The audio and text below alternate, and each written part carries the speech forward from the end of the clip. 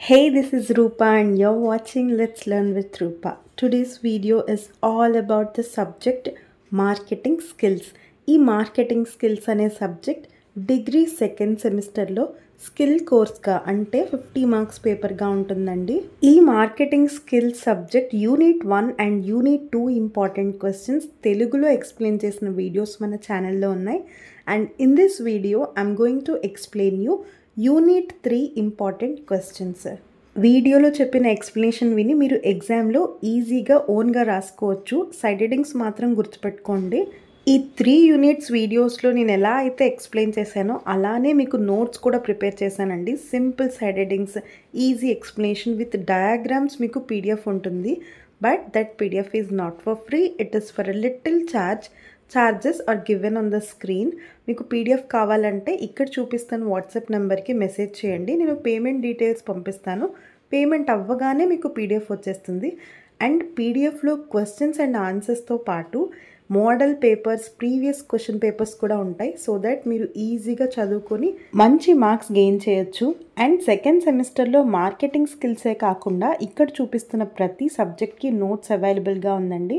And మీరు ఏ subject అయినా నాకు వాట్సాప్ చేస్తే నేనైతే పీడిఎఫ్ చేయడానికి ట్రై చేస్తాను. Now without wasting much time let's get in to unit 3 important questions. As I told you, marketing skills సబ్జెక్ట్లో మనకి సిలబస్ ఎక్కువ ఉంటుంది, అంటే కాన్సెప్ట్స్ కూడా ఎక్కువ ఉంటాయి. బట్ నేను మీకు చెప్పినట్టు యూనిట్ 1, యూనిట్ 2లో ఎక్కువ క్వశ్చన్స్ ఉన్నప్పటికీ యూనిట్ 3 చాలా చిన్నదండి. మీరు ఈజీగా పాస్ అయిపోవాలి అంటే యూనిట్ 1 అండ్ యూనిట్ 3 కవర్ చేస్తే సరిపోతుంది. బట్ మీరు మెరిట్ స్టూడెంట్ అయితే ఈ 3 యూనిట్స్ అయితే చదవాలి. యూనిట్ 3లో మనం టోటల్గా చూసుకున్న ఓన్లీ 4 క్వశ్చన్స్ మాత్రమే ఉన్నాయండి. First question, define selling and explain the importance of selling. Selling అని చెప్పేసి మనకి రోల్ అని కానీ, ఆబ్జెక్టివ్స్ అని కానీ, స్కోప్ అని కానీ, ఫంక్షన్స్ అని కానీ, లేదా నేచర్ లేదా క్యారెక్టరిస్టిక్స్ లేదా ఫీచర్స్ ఆఫ్ సెల్లింగ్ అని కానీ ఎలా అడిగినా నేను ఇప్పుడు చెప్పిన పాయింట్స్ అయితే రాసేయండి. దీని అంతటికీ మీనింగ్, సెల్లింగ్ అంటే మన కంపెనీలో లేదా మన బిజినెస్లో సేల్స్ ఎక్కువ జరగడం వల్ల మనకు వచ్చే లాభాలు ఏంటి అనేదే క్వశ్చన్. ఫస్ట్ సెల్లింగ్ డెఫినేషన్ మీరు కంపల్సరీ చదవాలి. సెల్లింగ్ అంటే ఏం లేదండి, సెల్లింగ్ అంటే ఏంటి? అమ్ముకోవడం. So selling is the process of convincing someone to buy a product, service or idea. మన ప్రోడక్ట్ అవతల వాళ్ళు కొనుక్కునేలా చేసే ప్రాసెస్నే మనం సెల్లింగ్ అంటాం. సెల్లింగ్ అంటే ఓన్లీ అమ్ముకోవడం కాదండి. సెల్లింగ్ అంటే కస్టమర్ దృష్టిలో ఒక నమ్మకాన్ని క్రియేట్ చేసుకోవడం, అప్పుడే మనం మంచి సెల్లింగ్ చేస్తున్నట్టు. అండ్ సెల్లింగ్ అనేది ఏ బిజినెస్కైనా లైఫ్ బ్లడ్ అంట. అంటే మనకి బ్లడ్ ఎంత ఇంపార్టెంటో సెల్లింగ్ అనేది బిజినెస్కి అంత ఇంపార్టెంట్. బికాజ్ ఓవరాల్ ప్రాఫిట్స్ కానీ, ఇన్కమ్ కానీ మొత్తం ఈ సెల్లింగ్ ప్రాసెస్ మీద డిపెండ్ అయి ఉంటుంది. అండ్ ఇక్కడ సెల్లింగ్ వల్ల అడ్వాంటేజెస్ ఏముంటాయండి? ఆబ్వియస్లీ మన కంపెనీకి రెవెన్యూ జనరేట్ అవుద్ది. మన ప్రొడక్ట్స్ కానీ, సర్వీసెస్ కానీ సేల్ చేయగలిగితేనే మనకి రెవెన్యూ అనేది జనరేట్ అవుతుంది. Next, market expansion. మార్కెట్లో ఎదగాలన్నా, ఎక్కువ కస్టమర్స్ని మనం రీచ్ అవ్వాలన్నా ఈ సెల్లింగ్ మీదే మనకి ఆధారపడి ఉంటుందండి. సేల్స్ బాగుంటేనే మనం మార్కెట్లో కూడా మంచి పొజిషన్లో ఉండగలం. Next, customer acquisition and retention.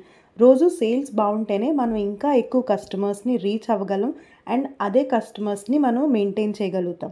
Next, building relations. ఎప్పుడైతే సేల్స్ ఇంప్రూవ్ అవుతాయో మనం కస్టమర్స్తో కానీ, లేదా స్టేక్ హోల్డర్స్తో కానీ, లేదా సప్లయర్స్తో కానీ మంచి రిలేషన్ అయితే మనం మెయింటైన్ చేయగలుగుతాం. Next, competitive advantage. మన కంపెనీకి ఎప్పుడైతే సేల్స్ బాగుంటాయో మనం కాంపిటీటర్స్ కన్నా ముందు పొజిషన్లో అయితే మనం ఉండగలుగుతాము. Next, innovation and product development. ఎప్పుడైతే సేల్స్ అనేది సరిగ్గా జరుగుతుందో మనం ఇంకా కొత్త ప్రొడక్ట్స్ని లేదా ఇన్నోవేటివ్ ప్రొడక్ట్స్ని లేదా ఉన్న బిజినెస్ని డెవలప్ చేయడానికి కూడా ప్లాన్ చేయొచ్చు. Next, brand reputation. సేల్స్ ఎప్పుడైతే బాగుంటాయో మన బ్రాండ్ వాల్యూ కూడా పెరుగుతుంది. దీన్నే మనం బ్రాండ్ రెప్యుటేషన్ అంటాం. Next, strategic decision making. Sales బాగా జరగడం వల్ల కస్టమర్స్ నీడ్స్ని లేదా వాళ్ళ ఫీడ్బ్యాక్ని తీసుకుని మనం ఇంకా మంచి స్ట్రాటజీస్తో వాళ్ళకి తగ్గట్టు మనం ప్రొడక్ట్స్ని డిజైన్ చేయించుకొని మన కంపెనీ గోల్స్ని అయితే రీచ్ అవుతాం. సో సేల్స్ వల్ల లేదా సెల్లింగ్ వల్ల మన కంపెనీకి అయితే ఈ అడ్వాంటేజెస్ ఉంటాయి. ఇవి మనందరికీ తెలిసినవే. Second question, very important for 10 marks. Who is a good salesperson and explain the attributes of good salesperson. అంటే సేల్స్ మ్యాన్ అని కానీ, సేల్స్ మ్యాన్షిప్ అని కానీ, లేదా సేల్స్ పర్సన్ అని కానీ ఎలాంటి క్వశ్చన్ వచ్చినా సేల్స్ పర్సన్ అంటే ఎవరు అండ్ అతనికి ఉండే మంచి లక్షణాలు ఏంటి అనేది మనం రాస్తే సరిపోతుంది. ఫస్ట్ సేల్స్ పర్సన్ అంటే ఎవరు అంటే ఒక గుడ్ సేల్స్ పర్సన్ అంటే ఎవరు? He is someone who can effectively sell products or services. ఎవరైతే మంచిగా ప్రొడక్ట్స్ సేల్ చేయగలుగుతారో, ఎవరైతే కస్టమర్స్తో మంచి రిలేషన్షిప్ మెయింటైన్ చేయగలుగుతారో, ఎవరికైతే కస్టమర్కి కన్విన్స్ చేసే స్కిల్స్ ఉంటాయో వాడినే మనం గుడ్ సేల్స్ పర్సన్ అంటాం. గుడ్ సేల్స్ పర్సన్ అవ్వాలంటే అతనికి ఉండాల్సిన అట్రిబ్యూట్స్ అని కానీ, లేదా క్వాలిటీస్ అని కానీ, లేదా ఫీచర్స్ అని కానీ అడిగితే ఇప్పుడు చెప్తున్న పాయింట్స్ రాసేయండి. First one, excellent communication skills.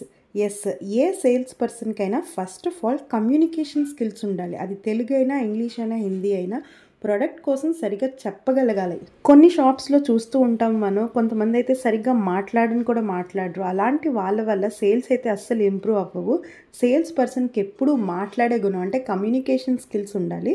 Second one, empathy and emotional intelligence. అంటే కస్టమర్కి ఏం కావాలో, కస్టమర్తో ఎలా మాట్లాడితే అతను కన్విన్స్ అవుతాడో మనం అర్థం చేసుకోగలగాలి. దాన్నే ఎంపతి అండ్ ఎమోషనల్ ఇంటెలిజెన్స్ అంటాం. Third one, adaptability. అంటే కస్టమర్ ఒపీనియన్కి తగ్గట్టు లేదా కస్టమర్ వ్యూ పాయింట్ తగ్గట్టు మనం మాటలు మార్చేస్తూ ఉండాలి. దీన్నే మనం అడాప్టబిలిటీ అంటాం. అంటే ఈజీగా చేంజ్ అవ్వాలి మన అట్రిబ్యూట్స్ అనేది. Next obviously product knowledge. Sales పర్సన్కి ఆ ప్రొడక్ట్ మీద పూర్తి అవగాహన ఉంటేనే అతను మంచి సేల్స్ పర్సన్ అవుతాడు. Next confidence and enthusiasm. Sales person ఎప్పుడు డౌట్గా ఉండకూడదు. కాన్ఫిడెన్స్ ఉండాలి, ఎంతూజియాజం ఉండాలి. Next time management. Obviously sales పర్సన్కి టైం మేనేజ్మెంట్ తెలియాలి. అంటే మల్టిపుల్ టాస్క్ని ఒకేసారి చేయగలిగేలాగా లేదా స్కెడ్యూల్స్ అనేవి కరెక్ట్గా ఫాలో అయ్యేలాగా చూసుకోవాలి. Next negotiation skills. ఇక్కడ నెగోషియేషన్ అంటే సరిగ్గా బేరం ఆడడం లేదా అవతల వాళ్ళని కన్విన్స్ చేసేలాగా మాట్లాడగలడం నెగోషియేషన్ అంటాం. సో ఎవ్రీ సేల్స్ పర్సన్కి కస్టమర్ని కన్విన్స్ చేసే స్కిల్స్ ఉండాలి, వాళ్ళని ఒప్పించే స్కిల్స్ అయితే ఉండాలి. Next problem solving skills. కస్టమర్కి ఎలాంటి ప్రాబ్లం వచ్చినా లేదా కంపెనీకి ఎలాంటి ప్రాబ్లం వచ్చినా as a good sales person ఆ ప్రాబ్లమ్స్ని సాల్వ్ చేయగలిగేలాగా సేల్స్ పర్సన్కి అయితే లక్షణాలు ఉండాలి. Last one, networking and relationship building. Networking అంటే చాలా పరిచయాలు లేదా కనెక్షన్స్ అనమాట. సో కస్టమర్తో గాను, క్లయింట్స్తో గాను ఎక్కువ నెట్వర్కింగ్ లేదా మంచి రిలేషన్షిప్ మెయింటైన్ చేయగలిగేలాగా ఒక సేల్స్ పర్సన్ ఉండాలి. సో సేల్స్ పర్సన్ రిలేటెడ్ ఎలాంటి క్వశ్చన్ వచ్చినా మీనింగ్ రాసి ఇప్పుడు చెప్పిన పాయింట్స్ అన్ని ఎక్స్ప్లెయిన్ చేయండి.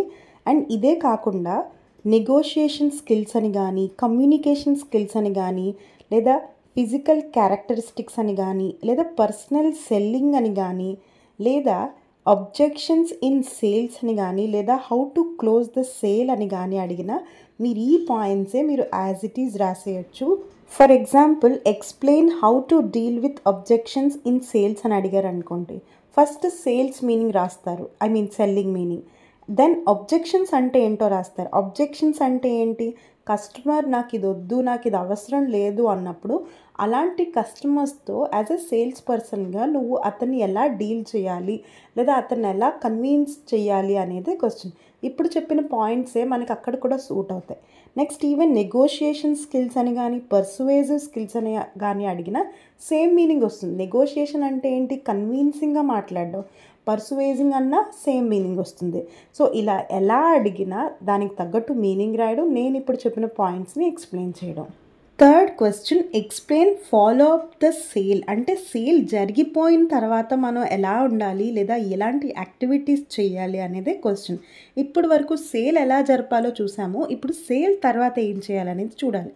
First one, express gratitude. Yes, as a sales పర్సన్గా కస్టమర్కి మనం గ్రాటిట్యూడ్ అంటే కృతజ్ఞత చూపించాలి. లైక్ థ్యాంక్ యూ నోట్ కానీ, ఈమెయిల్ కానీ సెండ్ చేయాలి. Next post sale support. Sale జరిగిపోయిన తర్వాత కస్టమర్కి ఎలాంటి క్వశ్చన్స్ ఉన్నా లేదా ఎలాంటి టెక్నికల్ హెల్ప్ ఉన్నా మనం అయితే సపోర్ట్ చేయాలి. Third one, clarifying next step. Sale జరిగిన తర్వాత బిల్లింగ్ ప్రాసెస్ కానీ, లేదా డెలివరీ ప్రాసెస్ కానీ, డెలివరీ టైమింగ్స్ గురించి కానీ, లేదా ఇన్స్టలేషన్, మనం టీవీ కానీ, ఫ్రిడ్జ్ కానీ ఇన్స్టలేషన్ ప్రాసెస్ కూడా ఉంటుంది. సో అలాంటి నెక్స్ట్ స్టెప్స్ కూడా మనం అయితే కస్టమర్కి గైడ్ చేయాలి. Fourth one personalised communication. So ఎలాంటి క్వెరీస్తో కస్టమర్ వచ్చినా మనం అయితే ఆ క్వెరీస్ అన్నిటికీ సపోర్ట్ చేయాలి. జనరల్గా అందరితో పాటు మెయిల్స్ పంపించడం కాకుండా పర్సనల్గా మనం ఆ కస్టమర్తో కమ్యూనికేట్ అవ్వాలి. Next requesting feedback. సేల్ జరిగిన తర్వాత కంపల్సరీ మనం కస్టమర్ దగ్గర నుంచి అయితే రిక్వెస్ట్ చేసి ఫీడ్బ్యాక్ తీసుకోవాలి. Next offer value added services. Value added services like warranties కానీ, గ్యారంటీస్ కానీ, డిస్కౌంట్స్ కానీ మనం అయితే సేల్ తర్వాత ఎక్స్ప్లెయిన్ చేస్తూ ఉండాలి. Next building relationship for future. Sale జరిగిపోయింది కదా అని కస్టమర్ మన వర్డ్ కాదు ఇంకా అని చెప్పి మన కస్టమర్ని వదిలేయకూడదు. ఫ్యూచర్లో ఎలాంటి సేల్స్ జరగడానికైనా మనం అయితే మంచి రిలేషన్షిప్ మెయింటైన్ చేయాలి. Next asking టెస్టిమోనల్స్.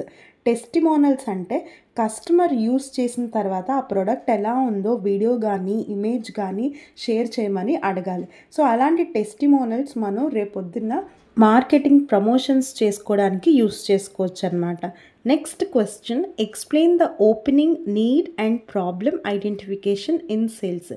ఈ క్వశ్చన్ అయితే మనకి ఇప్పటివరకు రిపీట్ చేయలేదు కానీ బట్ సిలబస్లో ఇచ్చారు కాబట్టి మీరు చదవాలి. ఓపెనింగ్ ఇన్ సేల్స్ అంటే లైక్ సేల్స్ని మనం ఎలా జనరేట్ చేసుకోవాలి, ఫస్ట్ స్టెప్ ఏంటి అనేది. First impression is the best impression అంటాం కదా.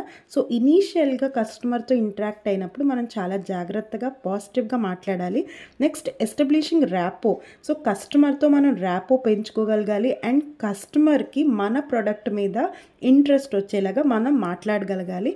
సో ఇది ఓపెనింగ్ ద సేల్స్ అనమాట. Next need identification in sales. Need అంటే ఇక్కడ కస్టమర్ నీడ్స్ అంటే కస్టమర్ అవసరాలు అనమాట.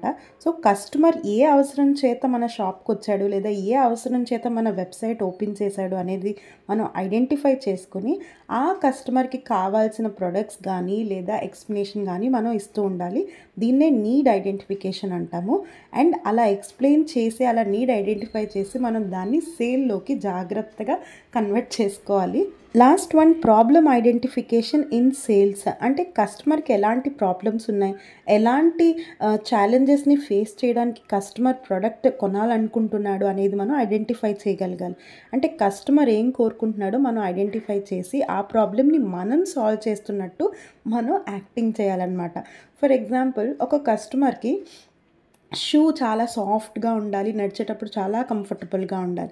సో ఆ ప్రాబ్లమ్ని మనం ఐడెంటిఫై చేసి అలాంటి ఎక్స్ప్లెనేషన్ మనం ఇవ్వగలగాలి.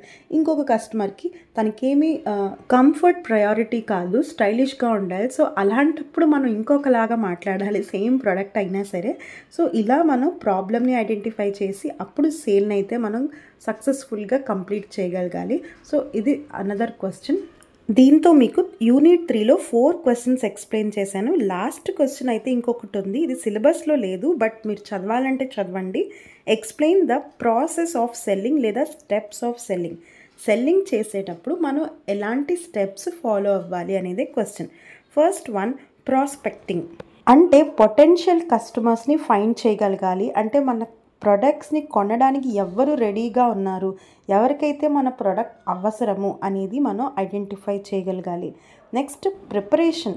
ఎవరైతే కస్టమర్స్ ఉన్నారో ఐడెంటిఫై చేసిన తర్వాత ఆ కస్టమర్స్ని మనం కన్విన్స్ చేసేలాగా మనం కొంచెం ప్రిపేర్ అవ్వాలి. లైక్ సేల్స్ మెటీరియల్స్ కానీ లేదా టెస్టిమోనల్స్ అంటే ఇంతకుముందు కస్టమర్ యూస్ చేసిన లేదా రివ్యూస్ కానీ ఫీడ్బ్యాక్ కానీ రెడీగా ఉంచుకొని ప్రిపేర్ అవుతూ ఉండాలి.